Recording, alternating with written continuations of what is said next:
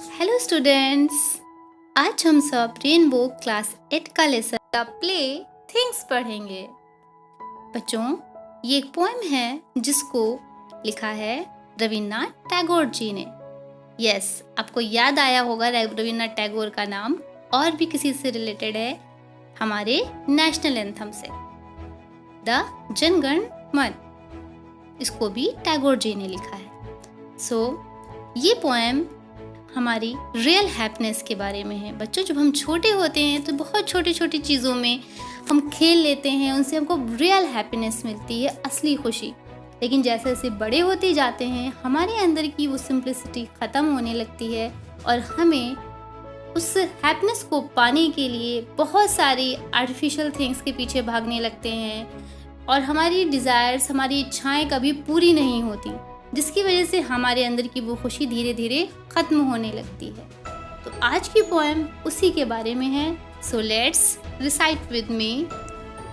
Child, how happy you are sitting in the dust, playing with a broken twig all the morning. I smile at your play with that little bit of a broken twig.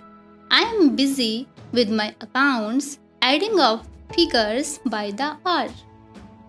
Child means बच्चे, how happy, how means कितने, happy means प्रसन्न या खुश। You are sitting in the dust, dust means धूल। बच्चे, तुम इस धूल में बैठ करके कितने खुश लग रहे हो। Playing with a broken twig all the morning, playing means खेल रहा, with a broken twig, broken means टूटी हुई, twig means शाखा, ऑल द मॉर्निंग पूरी सुबह या प्रातः का। बच्चे, तुम सुबह से धूल में बैठे हुए इस टूटी हुई शाखा के साथ खेलते हुए कितने प्रसन्न लग रहे हो। I smile at your play with that little bit of a broken twig. Smile means मुस्कुराना, at your play, play means खेलना, with that little bit of a broken twig, इस छोटी सी टूटी हुई शाखा से तुम्हारा खेलना देख करके मैं मुस्कुराता हूँ।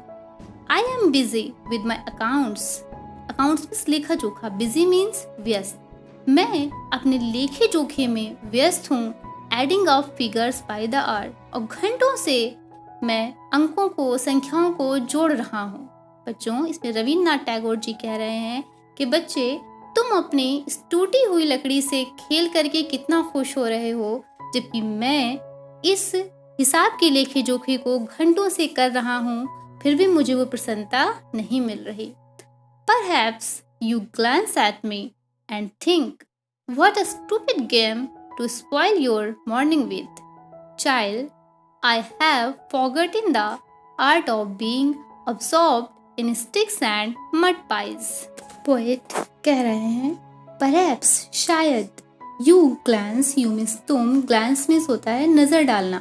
बच्चों, देखने के लिए बहुत सारे वर्ड्स यूज़ होते हैं जिसकी मीनिंग अलग अलग होती है। यहाँ पे glance means होता है किसी पर सरसरी सी निगाह या नज़र को डालना। At me and think, think means सोचना। What a stupid game, game means खेल, to spoil your morning with, morning means सुबह, spoil means बर्बाद कर रहा। बच्चे, शायद तुम मुझ पर सरसरी सी निगाह डालते हो और सोचते हो, What a stupid game to spoil your morning with. मैं जिसके साथ ये गेम खेल रहा हूँ, उससे मैं अपनी मॉर्निंग को, सुबह को व्यर्थ में नष्ट कर रहा हूँ। चाइल्ड, बच्चे, I have forgotten the art of being absorbed in sticks and mud pies. I have forgotten, forgotten means भूल चुका हूँ, forgot means होता है भूलना, और forgotten भूल चुका हूँ। The art of being, art means कला, absorbed in तल्लीन हो जाना, sticks शाखाओं, and mud pies मिट्टी के ढेलों में। बच्चे, मैं मिट्टी के ढेलों और शाखाओं में खो जाने की कला को भूल चुका हूँ। यानी वो कहना चाहते हैं कि तुमको जिसमें खुशी मिल रही है, मैं अब उन चीज़ों से बाहर आ चुका हूँ और मैं उस सब में खोने की कला को भूल चुका हूँ। I seek out costly playthings and gather lumps of gold and silver, With whatever you find, you create your glad games. I spend both my time and my strength. I means मैं, seek out means पाना, costly महंगी, playthings खेलने की चीज़ें, and gather means इकट्ठा करना, lumps of gold and silver. Gold means सोना, silver means चांदी, lumps ढेले. मैं महंगी चीज़ों, खेलने वाली चीज़ों को पाना चाहता हूँ और इकट्ठा करता हूँ सोने और चांदी के ढेलों को. With whatever you find, you create your glad games. Whatever जो कुछ भी, you find, you means तुम, find means पाते हो, you create means बना लेना, your glad games means खेल, glad means खुशी होना या खुशी देना, कि तुम जो कुछ भी पाते हो उससे अपने खुश होने वाले गेम्स खेल बना लेते हो. I spend both my time and my strength. मैं spend means खर्च करता हूँ, both means दोनों, time समय, strength means शक्ति. मैं अपनी शक्ति और समय दोनों ही महंगी चीज़ों के पीछे भागने में खर्च कर देता हूँ, लेकिन फिर भी मुझे उनसे उतनी खुशी नहीं मिलती जितनी खुशी तुमको इन छोटी छोटी चीज़ों से खेलने में और जो कुछ भी मिल जाता है तुम्हें उनसे मिल जाती है. Over things I never can obtain. In my frail canoe, I struggle to cross the sea of desire and forget that I am playing a game. Over things I never can obtain. यानी इन चीज़ों पर मैं कभी भी प्राप्त नहीं कर सकता हूँ. In my frail canoe, I struggle. मैं अपनी टूटी हुई या कमज़ोर सी नाव में संघर्ष कर रहा हूँ. To cross the sea of desire. बच्चों यहाँ पे एक बहुत इम्पॉर्टेंट चीज़ कही गई है, sea of desire.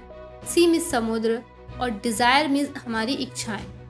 जैसे जैसे हम बड़े होते हैं हमारी इच्छाएं जो हैं वो बढ़ती चली जाती हैं, हमारी डिज़ायर्स बढ़ती ही चली जाती हैं, जिनको सेटिस्फाई कर पाना हमारे लिए बहुत मुश्किल हो जाता है, और जिसकी वजह से हम वो खुशी जो हम छोटी छोटी चीज़ों में पा लेते हैं अपने बचपन में, वो बड़े होने पर हमको नहीं मिल पाती है.